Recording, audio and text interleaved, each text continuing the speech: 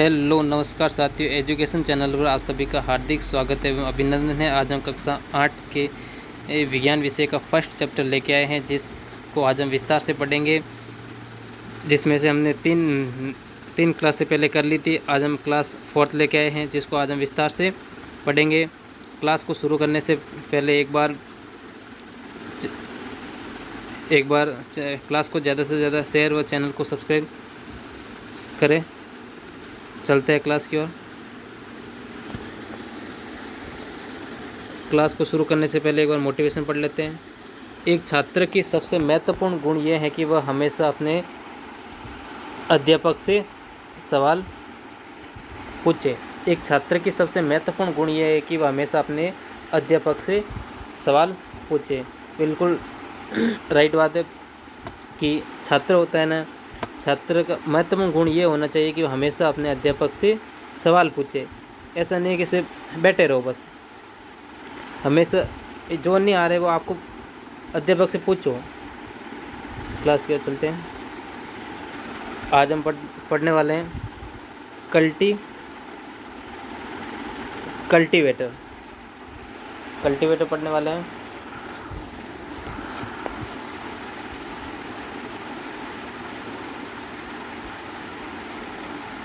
Cultivator पढ़ने वाले आज हम।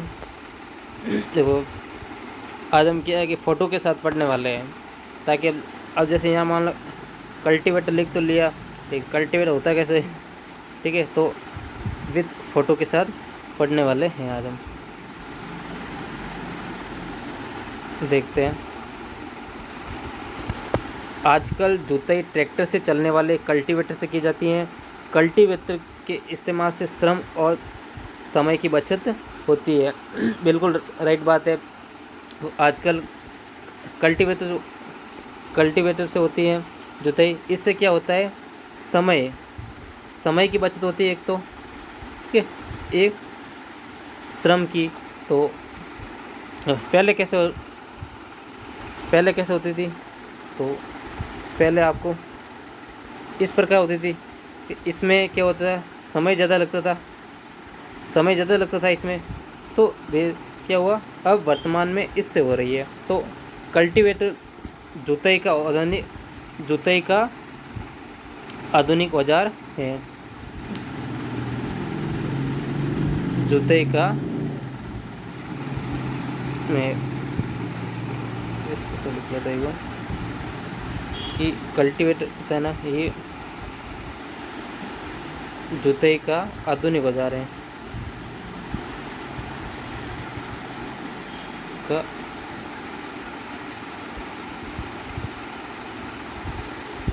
आधुनिक औजार है कि आजकल जुताई ट्रैक्टर द्वारा की जाती है, ठीक है, की जाती है। इससे हमें श्रम और समय दोनों की बचत होती है। चलते हैं। देखो, बुवाई हम पढ़ने वाले हैं, बुवाई। तो इसमें फसल उत्पादन में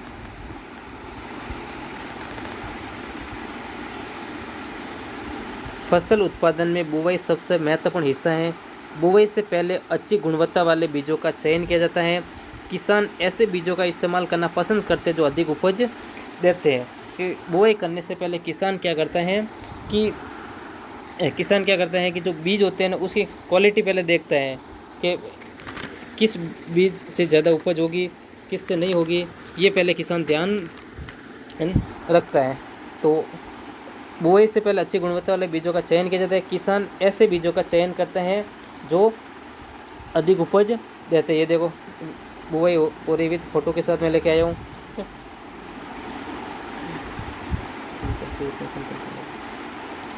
और खेत में अगर मान बुआई के तरीके पूछे तो इसमें 2 तरीके होते हैं। 2 तरीके कौन कौन से होते हैं? एक तो परंपरागत, दूसरे की मैं बात करूं तो सीड ड्रिल। दोनों पढ़ेंगे हम। चलते आगे की ओर। ये देखो क्वालिटी, ठीक है, किसान चेक करते हैं क्वालिटी अच्छी है या नहीं। चलते आगे। पारंपरिक उपकरण, पारंपरिक उपकरण। बीज बोने के लिए पारंपरिक रूप से इस्तेमाल किया जाने वाला उपकरण कीप जैसा होता है। बीजों को कीप में भरकर नुकीले सिरे वाले 2 या 3 पाइपों से नीचे भेजा जाता है। ये सिरे मिट्टी में छेद करके बीज डालते हैं। देखो इसमें फोटो के साथ देखो, ये दो बैल हैं, ये किसान है।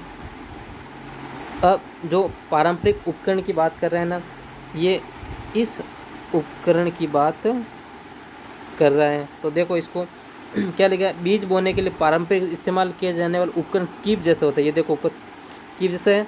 तो बीज को कीप में भरकर इसमें भरा जाता है, बीज को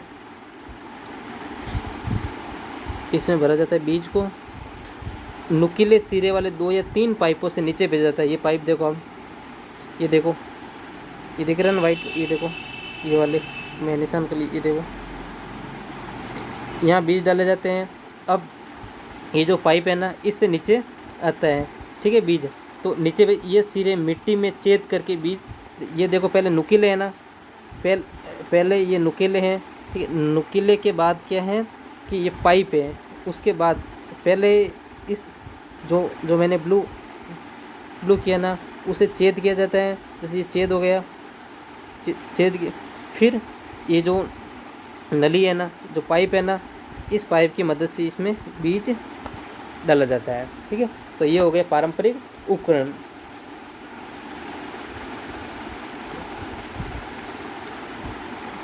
चलते हैं, ये देखो किसान बो रहा है, वो ही कर रहा है, देखो ये देखो, ठीक है। ये वो नुकीले देखो, ठीक है, ये 2 बैल है, किसान है, ठीक है। चलते हैं, बीज ड्रिल, ठीक है, इसको सीड ड्रिल भी बोला जाता है, सीड ड्रिल। देखो पढ़ते हैं, बीज ड्रिल का उपयोग ट्रैक्टर की मदद से बुवाई करने के लिए इस्तेमाल किया जाता है। देखो ट्रैक्टर, ये ट्रैक्टर हो गया, ठीक है। ये उपकरण उचित दूरी और गहराई पर समान रूप से बीज बोता है। अब इसमें जैसे बीज डाल दिया तो उचित दूरी पर जैसे ये बुआई हो रही है, तो उचित दूरी पर बीज, जैसे इस प्रकार, जैसे मान लो एक एक बीज इस तरह से गिरता है, एक इस तरह बीज गिरता है। तो ये सुनिश्चित करता है कि बुआई के बाद बीज मिट्टी से ढक जाए। इससे पक्षियों द्वारा होने वाले नुकसान को रोका जा सकता है। बीज ड्रिल का उपयोग करके बुआई करने के समय और श्रम की बचत होती है। फिर मतलब इसमें क्या होता है, देखो पहले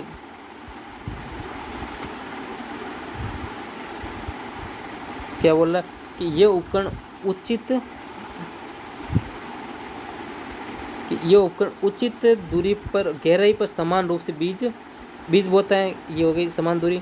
ये सुनिश्चित करते बुआई के बाद बीज मिट्टी से ढक जाए, ठीक, बीज वापस, जैसे बीज गिरा तो वापस मिट्टी से ढक जाए, ताकि उससे क्या नुकसान नहीं हो, कि पक्षियों द्वारा होने वाला नुकसान, ठीक है, पक्षियों द्वारा नुकसान से बचाया जा सकता है।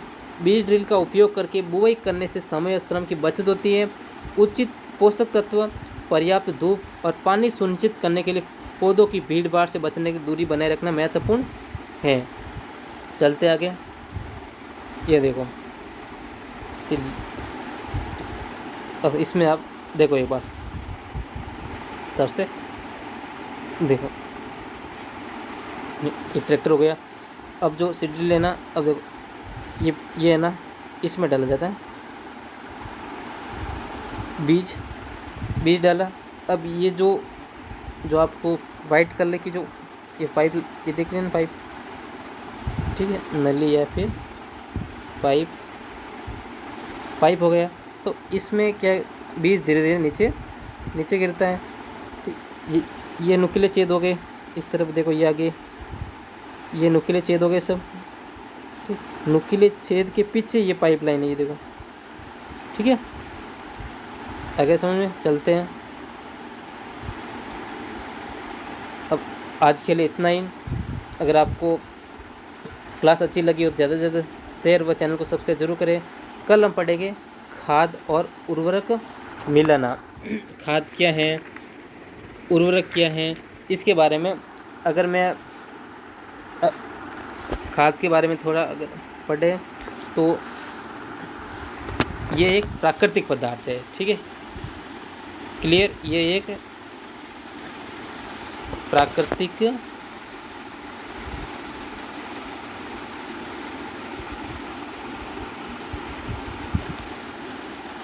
प्राकृतिक पदार्थ है जो जो जो हमें गोबर, मानव अपशिष्ट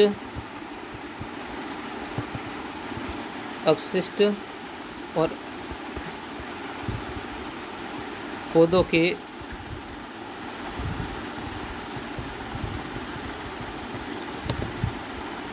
अवशेषों से विघटन प्राप्त होता है। ये हो गए। अब मैं बात करूँ उर्वरक। अब उर्वरक क्या है, तो मैं बात करूँ उर्वरक की।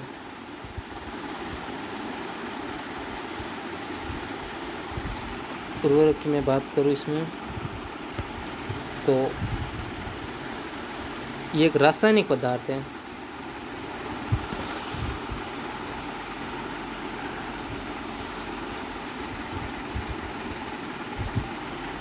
ये एक रासायनिक पदार्थ है जो विशेष पोषकों से समृद्ध है, जो विशेष पोषकों से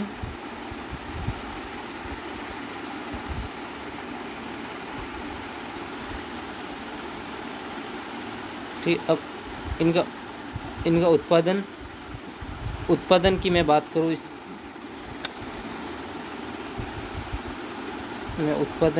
करूँ, तो फैक्ट्री में किया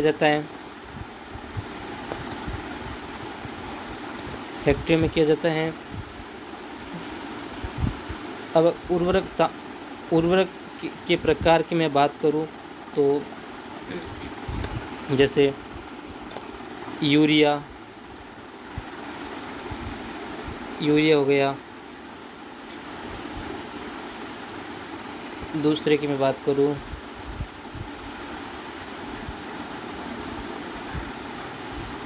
अमोनियम सल्फेट हो गया।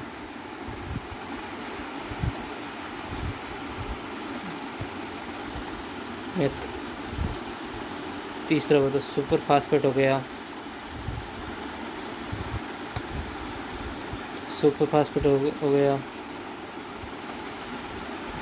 मैं चौथे की बात करूं तो पोटास हो गया। अब मैं पांचवे की बात करूं तो NPK। सही नहीं दिख रहा ये वाला, तो हम चेंज कर लेते हैं, ब्लैक ले लेते हैं। इधर पांचवा मैं पेज दूसरा लेता हूँ। पांचवे की मैं बात करूँ NPK, जिसका बात करूँ मैं फुल नाइट्रोजन। मैं इस तरफ लिख लेता हूँ।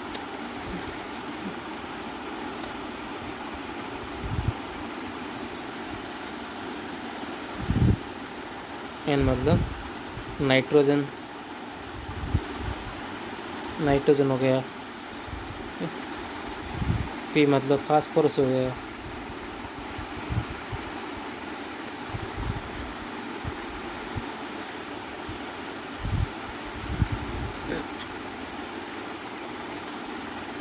एक से इसको इस तरह से वापस देखते हैं, एक बार वापस देखते हैं इसको। तो इसकी पूरी बात को नाइट्रोजन,